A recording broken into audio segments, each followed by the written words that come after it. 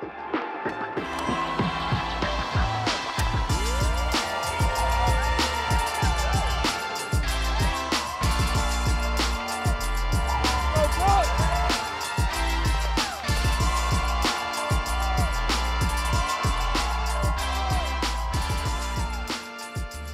Brooks, it's late Thursday afternoon, and you've just arrived. Was it your plane was hungover, or? It was all the above. Yeah.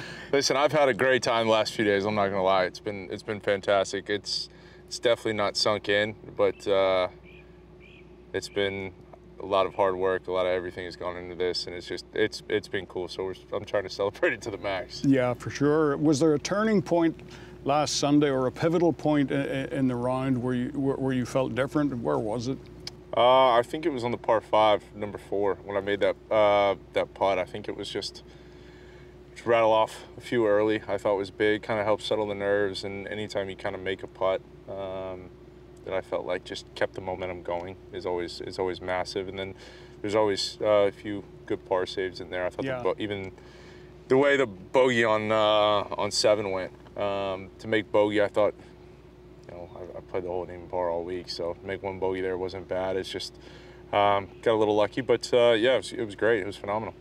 Never seen you smile so wide. What did it feel like to lift that trophy again? I forgot how heavy that thing was. Yeah. I gotta be honest, it was really heavy, but it's been the coolest experience. I think I'm definitely more grateful this time with everything that's going on, where I've been over the last few years, and I think, you know, when I don't know, give me a few days and clear our heads and can start reflecting on it, it'll be I think even cooler. It hasn't sunk in yet. I don't think it will. Yeah, it's been a long journey back from a really serious knee injury, right? I mean, did you doubt that you'd get to the top again? Yeah, I honestly didn't know. I didn't know where I was going to be, where I was going to stand in the game any longer, where I was going to be, and I think when you start having those doubts, it's not fun. It's not a good place to be. It's you know, injuries are not a fun thing. So I'm glad to be past that and kind of just reminding myself and everybody else that, you know, I can still play this game. For sure. What does it mean to you to be mentioned in the same sentence as men like Walter Hagen and Sam Snead and be sneaking up on Phil? Yeah, I know. I got to catch Phil. It's crazy to think about, right? Like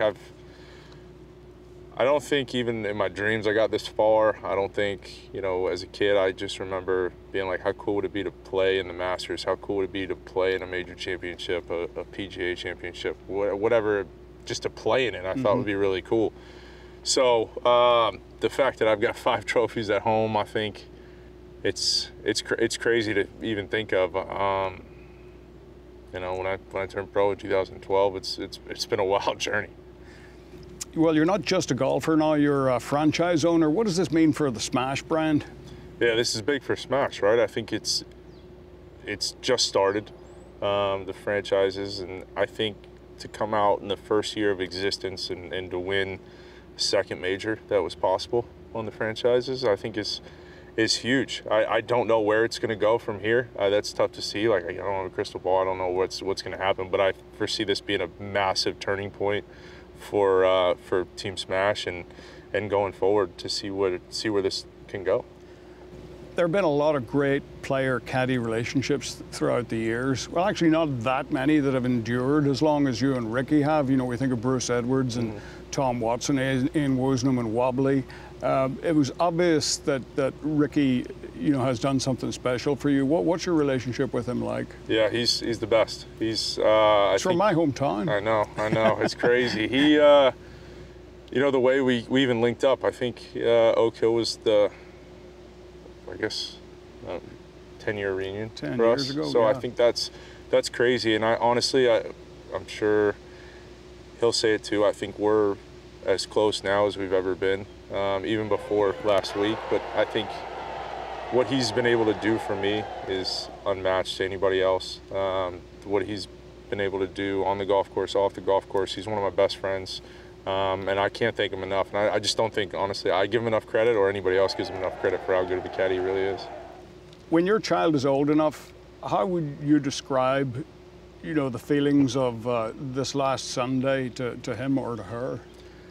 I don't know how I would describe these feelings. You know, it's It's bananas. It really is. I think when you look at the lows of lows and then to be at the highs of highs, I think I definitely need some reflection. I think to sit back, but I think to be able to sit there with Jenna and our son years down the road and kind of explain this will be phenomenal. I think it'd be one of the coolest things, you know, and he's not here yet, but I guess he was a part of it, or he's becoming. So you already know it's a boy? Yeah, it's a boy. Right. So it'll be exciting, and you know, I honestly just kind of hope someday, somewhere down the line, we can go play golf, and I think there'd be nothing cooler. Yeah. Well, I hope it's a girl the next time. Yeah, congratulations, folks. Thank you. Amazing stuff. Appreciate it.